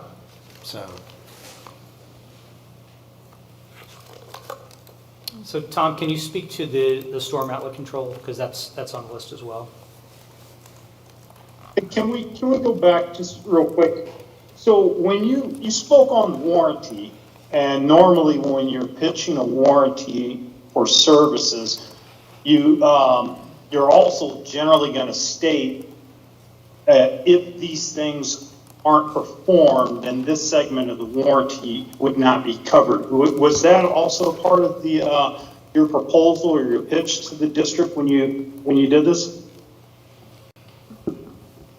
Again, just a quick clarification. It's not my proposal about the warranty. I'm representing the district in construction, and I can tell you that Brennan Jones did make that statement to us that if on the turf, if that section that failed the proof roll under the turf that was previously approved last month, if we didn't do that stabilization as a district, that the warranty wouldn't be honored in that area. And I believe this is the same situation here, that if it fails the proof roll, they're not going to pave over the top of it and back the warranty.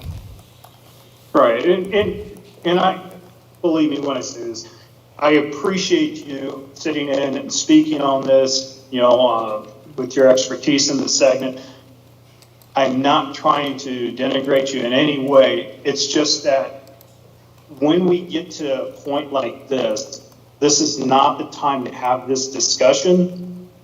Generally when you put out a project like this, as Matt alluded to earlier, as I've done in the past, you put in a cushion there to capture these types of things. And then if you don't have to do these, you get a refund back.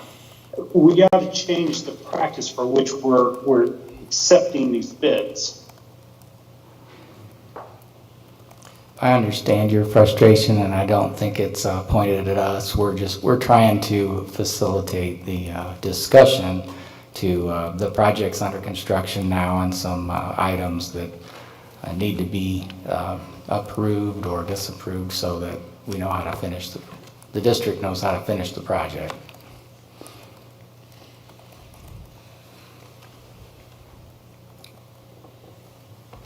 Can we move to the storm outlet? Yeah. So again, this falls into when the project was bid and when the permits were being sought. The permits were being sought with the city of Edwardsville, and the city, during the final permitting, stated that that more water in their experience would come off of a turf field than a grass field, and that stormwater detention should be provided under the turf field. And to do that, you actually have to hold, there's already drains underneath the track that were there prior, that the ditches dumped into, and then it went out into the one of them went along Governor's Parkway, and the other one towards the parking lots by the high school. But to provide some detention, you have to hold some water back into the rock base underneath the turf. And to do that, the stormwater outlets had to be revised to have weirs inside of them to hold, like, basically to restrict the flow out. And Vernon Jones, because this permitting happened after their bid was in place, they didn't have that in their bid.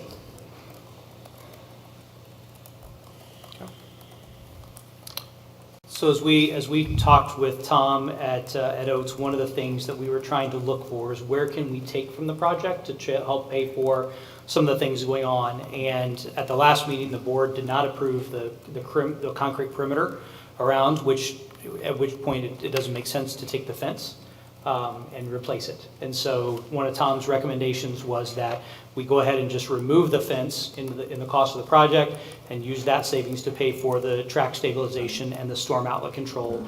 There's still a couple dollars left over at the end of the day in those three line items.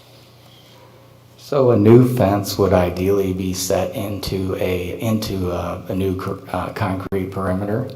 And since that isn't being done, as explained by Patrick, or Dr. Shelton, we recommend that the fence is still serviceable. It's not in poor condition.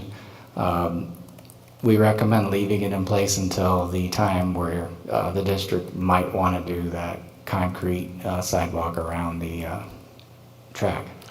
So I have it on the agenda that the 4-foot concrete sidewalk is on here for approval for $81,700. What's the cost savings if you're going to extend the track? You're pouring asphalt on the track. Why can't you just extend the asphalt out? Why do we need to switch to concrete? What's the importance of switching to concrete? Oh, it was a drainage and grading situation. So concrete can be graded and sloped.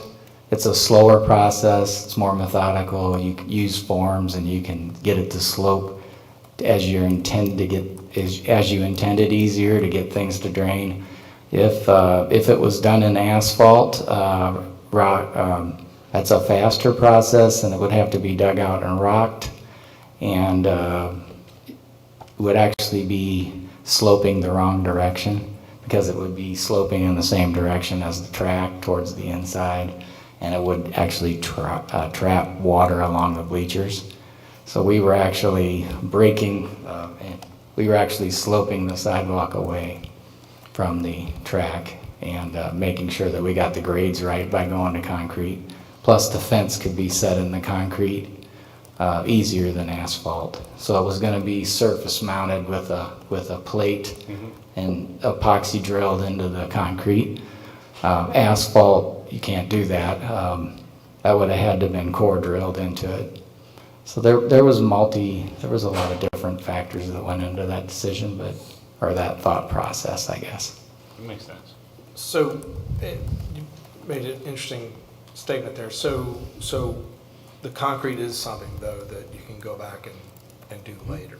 So yes, it is. It's not something that you have to worry about causing problems to the structural integrity or something. You can go back in and do that, or it's not going to impact the track itself.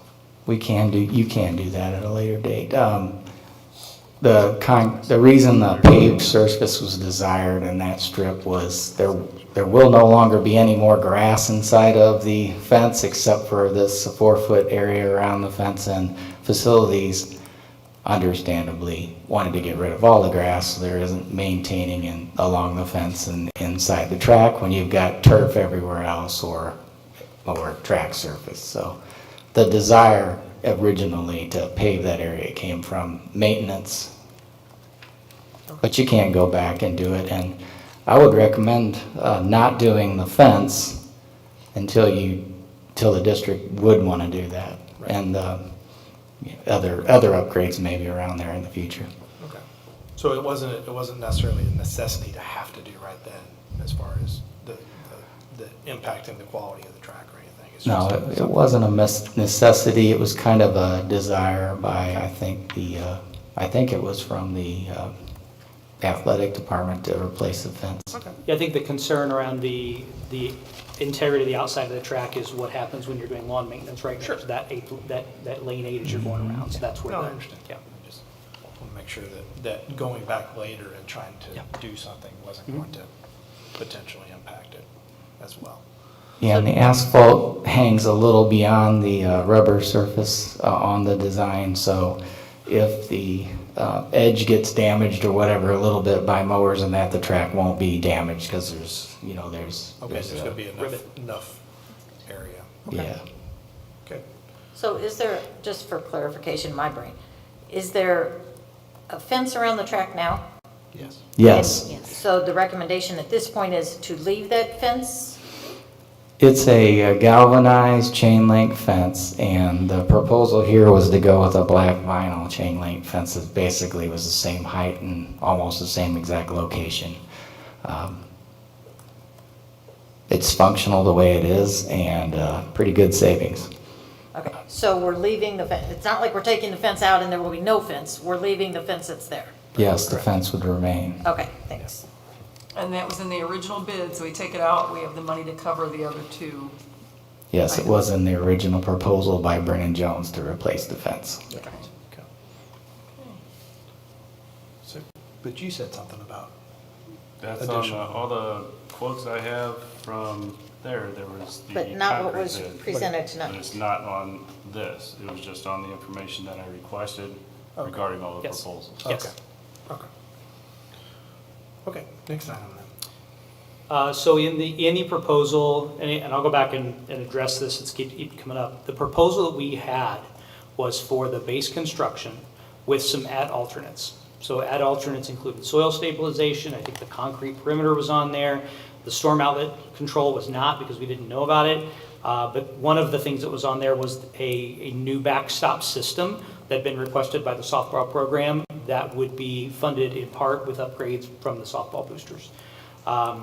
So as we've talked about the different options, the pro-style panel system is what Coach has recommended for $64,945, and that would be paid in part by upgrade money from softball boosters. We don't know how much that Half of part it? is though, correct? Oh, yeah. No, it'd be over the course of 3 years, the majority of it. So Oh, I okay, so they would pay the majority of the price over 3 years? Yes. Oh, okay. So I requested confirmation from the Booster Club And that they were willing to. I have that, I have it in writing for you. Okay, and then my issue with that is we're turning into a pay-to-play. This is a tax-funded school, and we're requiring boosters to benefit the school so that kids can play softball.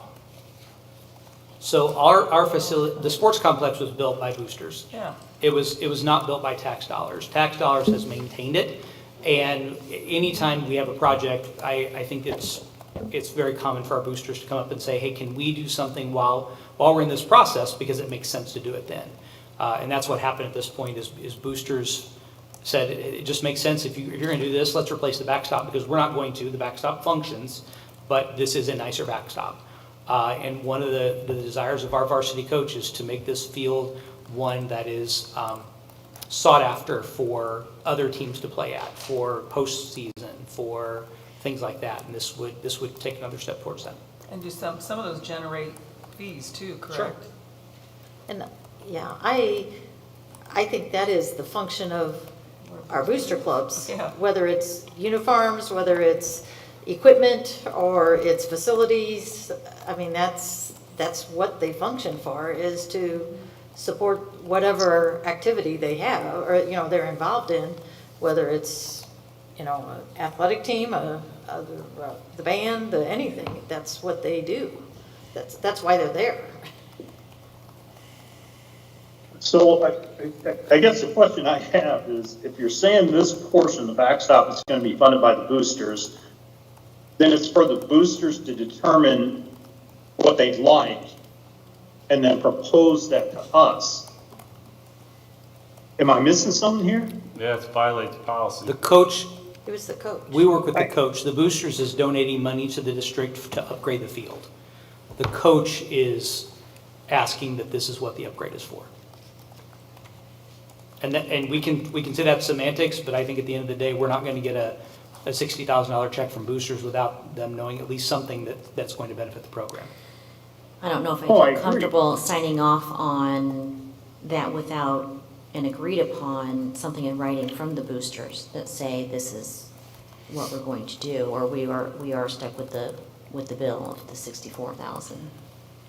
I guess my only question is this something we have to decide tonight for the backstop? It needs to be procured by Byrne & Jones. They said soon.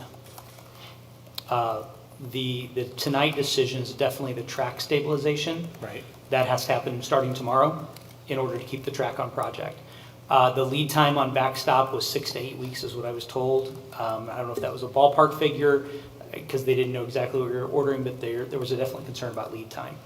I wouldn't want to wait till September 22nd because they're starting excavation the 19th. No, we in theory, we have a motion out there. The motion, obviously, we've done amendments already tonight. Right. So if there was, desire to maybe postpone a couple of weeks till we get more information, get a better understanding as a board on how that would work, I could see that, but I'm just throwing that out there. So I'm just going to say this one time. I've said it before. I'm so sick and tired of always being faced with bad decisions or a worse decision that we have to vote on. These are things that should have been clearly spelled out before we got into any type of voting on, funding for. Whatever we got to do to correct the process to avoid these type of conversations in the future, we need to start having. Because it's not fair to either the current board or future boards to always have to come up at the last minute and be forced to make what I feel is a poorly scoped out project and then have to make a decision that's going to, cost either the boosters or the taxpayers. I agree. It was like known things such as track stabilization, the stabilization for the field, the stabilization for the softball field, the no contingencies. It alludes to the intent that they were left off purposefully to deceive the board to pass this vote, to get these projects going. And then that was done on the last meeting of the previous board. And here we are with newer members trying to clean up and make sure that the track gets exactly what they want and what they deserve, and the softball team gets exactly what they want and what they deserve. But yet we have a district that continually is declining on our operational fund balance. And so we're having to weigh who gets what, and this process has to change. We have other projects that have been proposed that have included at alternates that the board has to go back later and consider. I understand. Right now, the way we do construction is through a GMP process. So when we work with Holland and S.M. Wilson, they build the contingency in through the design and construction process. We don't do that. And so when we bring a proposal to the board, the proposal is what it is. It wasn't brought to this board, it was brought to the previous board, but the ad alternates were in there. They were stated in the proposal. And I think it's a little misleading to approve all of those alternates if we're not going to actually do them or if they're not needed. In order to ensure This is that we have exactly funding. why I said we need to separate the track and the softball. You know, so that way both jobs can be can be properly vetted out, make sure that we are covering everything that needs to be covered. You know, I don't have a problem voting for something if it's needed, like the soil stabilization. I'm just tired of, you know, hearing that it was discussed and then we're not finding that out until now where we're saying, well, for the warranty to be covered, we have to do it. You know, that's putting a gun to a person's head. And I don't appreciate being put in these positions. Tom, is there a chance as we get into softball construction that there'll be something we find that needs to be addressed through a change order?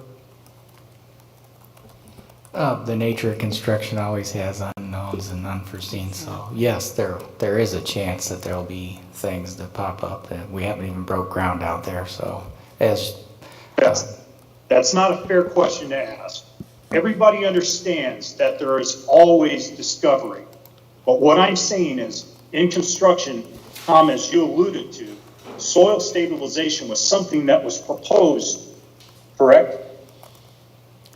it was an add alternate in the bid So packages. it was known, you proposed it, and it was not put in. Hey, Scott, I'm gonna just chime in here. So the representatives that are here are not associated with the company that's actually doing the construction, and they were not part of the I bid process. understand that. I'm talking in general and in open. I'm saying it was proposed to this district, and it was something that the district elected not to do, but yet now, for us to get our warranty, we have to do it. This is something that you should just go ahead and factor in on the front end, and then if you don't need it, we are refunded that back. Yeah. Hey, Scott, I mean, personally, I feel like, you're absolutely right, but at a certain point, we keep saying it, we need to probably kind of move on to at least, getting through sort of the last line item so we can start making decisions on what we're going to do here.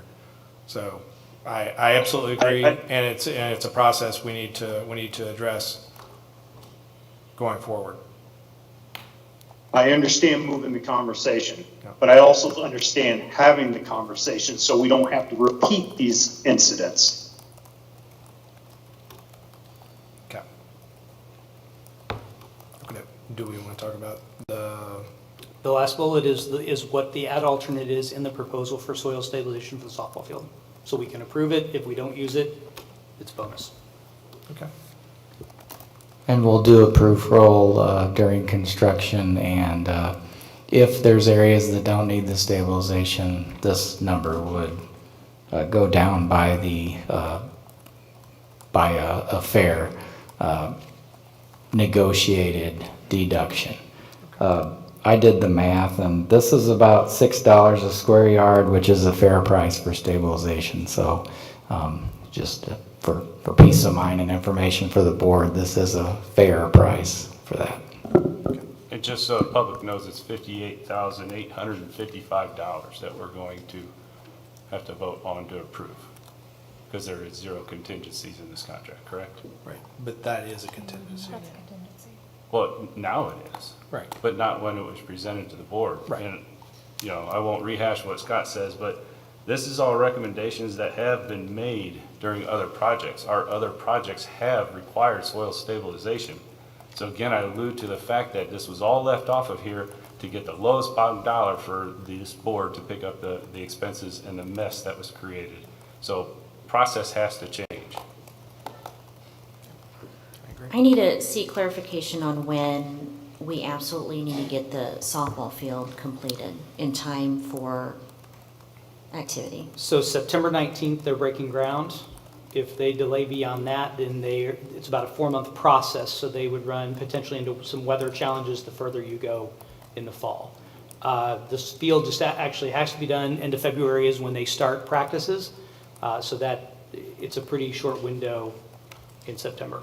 Do we have alternative options if we don't stay on track with the softball field by possibly pushing this out and focus on the track.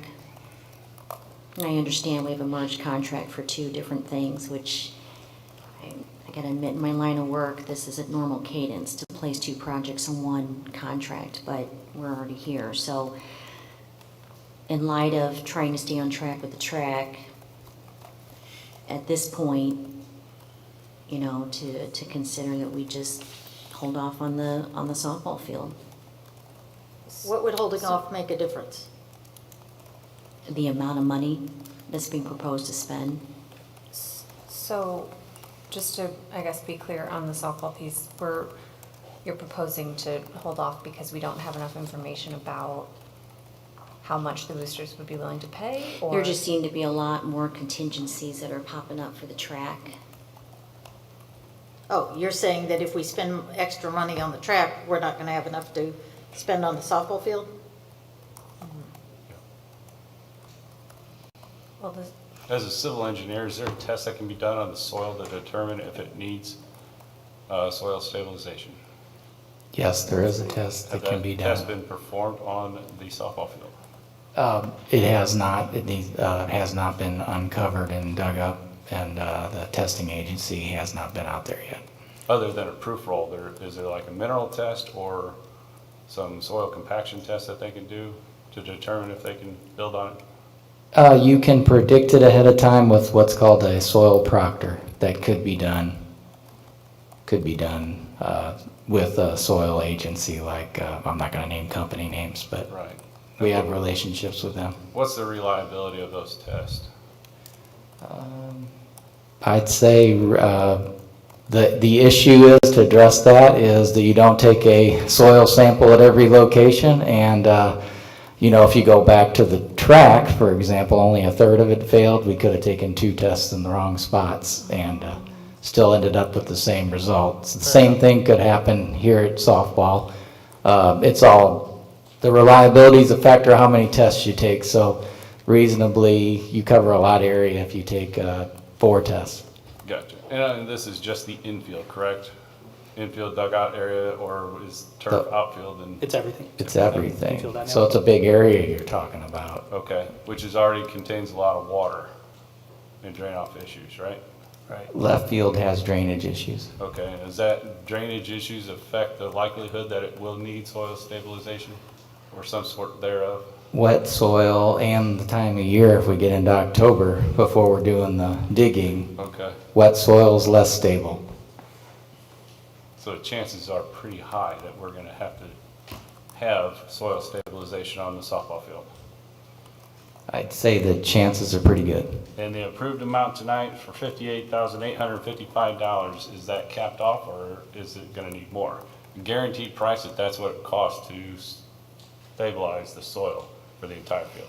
The rate proposed in the depths, a good rate and a good depth and industry standard. So I don't believe, you know, there's always this wild scenario, but I don't believe that you would need any more than this. And Matt, that price was for the full field stabilization. Full field. Is what they gave. Oh, and that's probably not gonna, might be part of it, but probably not the whole thing.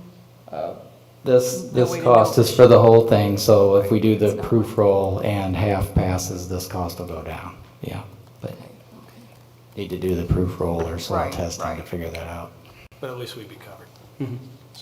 So, okay. And is it correct that the field is being used now? That's why it has to wait till Correct. after September the 19th? Correct. Yeah, middle school before season anything ends can be September done? 19th. So before we move to the vote, the motion is out there. Before we move to a vote, I would like to recap. The track stabilization for 33.9, the storm outlet control for 19.150, a deduction of the perimeter fence for 55.125, which leaves us a surplus of, I didn't write it down. And so, a couple thousand? Yeah. All right, so that's a wash. Those top 3 are a wash.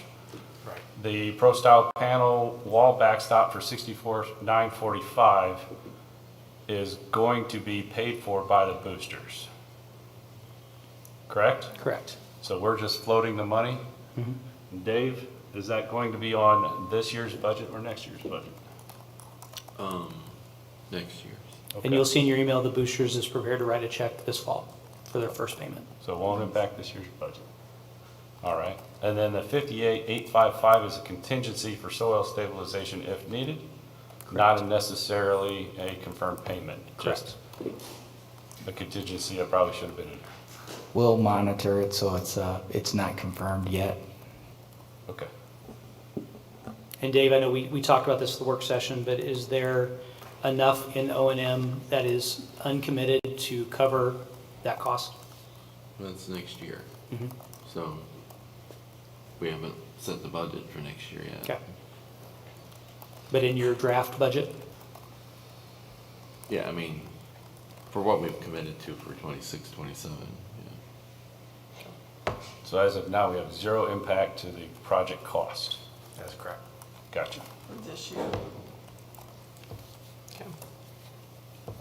And from what I understand, talking to some of the Booster Club members, this backstop, it's not like they have just decided or the coach just recommended this past year or whatever. It's been a want from their end for several years, and when you talked about the pay to play and this and that, it's not just this year's team that is funding this. It's been Booster Club fundraisers over not necessarily for this specific project, but yet that has been on their list of things that they could see that could be used improvement on over the last several years. Like So- a legacy gift, in a way.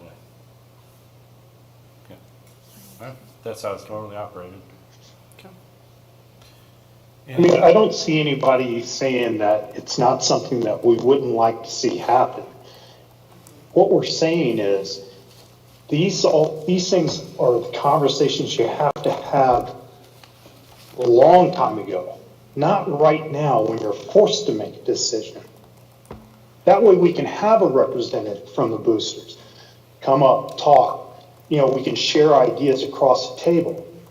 Right now, everything just seems forced, and we shouldn't be having these conversations. These type, I should say. Are there going to be more contingencies that pop up? Well, that was my question for Tom. At this time, there aren't any that we know. So we're dropping the 4-inch conduit and the thing that was proposed last time? I that's dropped not those in the conversations of needs versus wants. Okay. I think the conversation about the conduit is that's something that could be done later on, just like the concrete. It'll probably be more expensive because you're not going to be able to go a straight shot across Right. the field to Right. where it needs to be, but it can be done later on. You'd think in this day and age, they would have wireless technology that would be available, but I'm not a track person. If we wait long enough, maybe it'll be there. Never know. I'm not a track Never person, know. so I really don't know, but. Okay. Are we ready to vote? Questions out? Okay. Carrie, please call the roll. Bertles. Yes. Sanderson. Yes. Ahart. Begrudgingly, yes. Bryan. Yes. Bauer. So we have in writing Already 4-2. that the Boosters Club, yes. Carver. Yes. Patey. Yes. Motion carries. Okay. Approval of action item 9.5, Dr. Shelton. Thank you. It's recommended that the Board of Education approve personnel matters related to the resignations and retirements of employees. Thank you, guys. As discussed earlier in executive session. Thank you, Tom. Thank you, Nate. Yes. Thank you. Thank you. Thank you. Thank you, Dr. Shelton. May I have a motion? So moved. May I have a second? Second. Any discussion? Carrie, please call the roll. Bertles. Yes. Carver. Yes. Sanderson. Yes. Ahart. Yes. Bauer. Yes. Bryan. Yes. Patey. Yes. Okay, approval of action item 9.6, Dr. Shelton. Thank you. It's recommended that the Board of Education approve personnel matters related to the appointment, employment compensation, or transfer of employees pending required certifications and professional educator license, completion of paperwork, and all background fingerprint checks completed and cleared, as discussed earlier in executive session. Thank you. May I have a motion? Move to approve. May I have a second? Second. Any discussion? Carrie, please call the roll. Sanderson, Yes. Carver, Yes. Birtles, Yes. Ahart, Yes. Bauer, Yes. Byham, Yes. Patey. Yes. Okay, motion 9.6 carries. Are there any board members that wish to share a brief announcement at this time? I have a quick one. We've gotten some notices, emails from IASB suggesting new board members going to a training on September the 13th, so I hope that our new board members take advantage of that, as well as needing a delegate for the delegate assembly, which is at the conference in November. And so I would assume, I guess it's September, they've got updates and things like that happening in the middle of September, so I assume we'll talk about that in our September meeting. September, October usually cover those. And Lynn, what did you do? What was your, not at the delegate The assembly? liaison? Yes. Yeah, but there's not updates in the summer, so.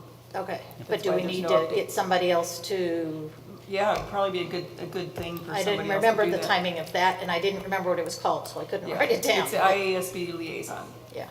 That would be good to have somebody else do, because it, you know, you see the stuff and then you have to go look and check, and develops a relationship with Patrick Allen too, so. Yeah. Put that on my list. Okay. Awesome. Okay. 11.1, next meeting. You can see our proposed agenda topics, obviously subject to change if need be, but they're there for everybody to see. And with no further business, may I have a motion to adjourn? Yes. May I have a second? Second.